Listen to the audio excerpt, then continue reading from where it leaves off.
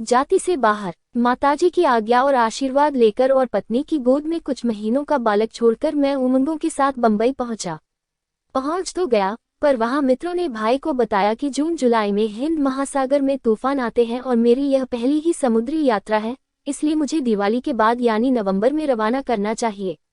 और किसी ने तूफान में किसी अगनबोट के डूब जाने की बात भी कही। इससे बड़े भाई घबराए। उन्होंने ऐसा खतरा उठाकर मुझे तुरंत रवाना करने से इनकार किया और मुझको बंबई में अपने मित्र के घर छोड़कर खुद वापस नौकरी पर हाजिर होने के लिए राजकोट चले गए। वे एक बहनोई के पास पैसे छोड़ गए और कुछ मित्रों से मेरी मदद करने की सिफारिश करते गए। बंबई में मेरे लिए दिन काटना मुश्किल हो गया। मुझे विलायत के ही सपने आते रहते थे। इस बीच जाति में खलबली मची। जाति की सभा बुलाई गई। अभी तक कोई मोड़बनिया विलायत नहीं गया था और मैं जा रहा हूँ, इसलिए मुझसे जवाब तलब किया जाना चाहिए। मुझे पंचायत में हाजिर रहने का हुक्म मिला। मैं गया। मैं नहीं जानता कि मुझमें अचानक हिम्मत कहाँ से आ गई। हाजिर रहने में मुझे न तो संकोच हुआ न डर लगा। जाति के सरपंच के साथ दूर का कुछ रिश्ता भी था।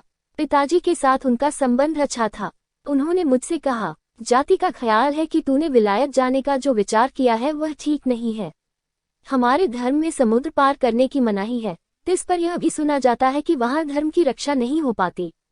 वहाँ साहब लोगों के साथ खाना पीना पड़ता है। मैंने जवाब दिया, मुझे तो लगता है कि विलायत जाने में लेशमात्र भी अधर्म नहीं है। मुझे तो वहाँ जाकर विद्याध्ययन ही करना है।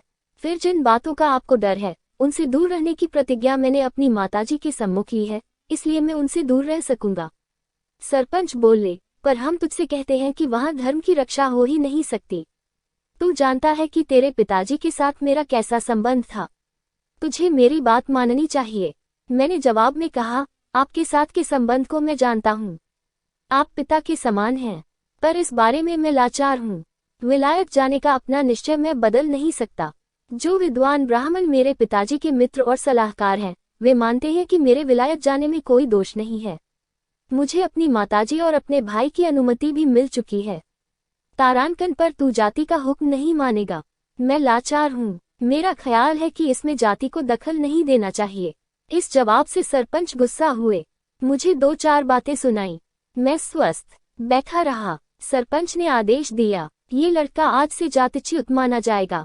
जो कोई इसकी मदद करेगा अथवा इसे विदा करने जाएगा, पंच उससे जवाब तलब करेंगे और उससे 1.25 रुपया दंड का लिया जाएगा। मुझ पर इस निश्चय का कोई असर नहीं हुआ। मैंने सरपंच से विदा ली। अब सोचना यह था कि इस निश्चय का मेरे भाई पर क्या असर होगा। कहीं वे डर गए तो सौभाग्य से वे दृढ़ रहे और मुझे लिख भेजा कि जाति के निश्चय के बावजूद वे मुझे विलायत जाने से नहीं रोकेंगे।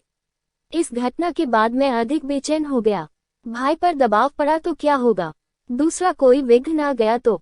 इस चिंता में मैं अपने दिन बिता रहा था कि इतने में खबर मिली कि 4 सितंबर को रवाना होने वाले जहाज में जूनागढ़ के एक वकील बारिस्टरी के लिए विलायत जाने वाले हैं। बड़े भाई ने जिन मित्रों से मेरे बारे में कह रखा था, उनसे मैं मिला। उन्होंने भी यह साथ न छोड़ने की सलाह दी। समय बहुत कम था। मैंने भाई को तार किया और जाने की इजाजत मांगी। उन्होंने इजाजत दे दी। मैंने बहनोई से पैसे मांगे। उन्होंने जाति के हुक्म की चर्चा की। जातिच्युत होना उन्हें पुसाता न था। मैं अपने कुटुंब के एक मित्र के पास पहुंचा और उनसे विनती की कि वे मुझे किराए वगैरह के लिए आवश्यक रकम दे दें और बाद में भाई से ले लें। उन मित्र ने ऐसा करना कबूल किया। इतना ही नहीं, बल्कि मुझे हिम्मत भी बधाई। मैंने उनका आभार माना, पैसे लिए और टिकट खरीदा। विलायत की यात्रा का सारा सामान तैयार करना था। दूसरे एक अनुभवी मित्र ने सामान तैयार करा दिया। मुझे सब अजीब सा लगा। कुछ रुचा, कुछ बिल्कुल नहीं रुचा। जिस नेकटाई को मैं बाद में शौक से लगाने लगा था, वह तो बिल्कुल नहीं रुचि। वास्कट नंगी पोशाक मालूम हुई, पर विलायत जाने के शौक की तुलना में यह अरुचि कोई चीज न थी। रास्ते में खाने का सामान भी पर्याप्त ले लिया था। मित्रों ने मेरे लिए जगह भी त्र्यंबकराय मजमूदार जूनागढ़ के वकील का नाम की कोठरी में ही रखी थी। उनसे मेरे विषय में कह भी दिया था। वे तो प्रौढ़ उम्र के अनुभवी सज्जन थे।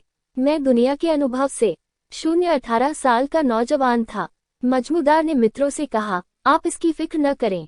इस तरह 1888 के सितंबर महीने की 4 तारीख को मैंने बंबई का बंदरगाह छोड़ा।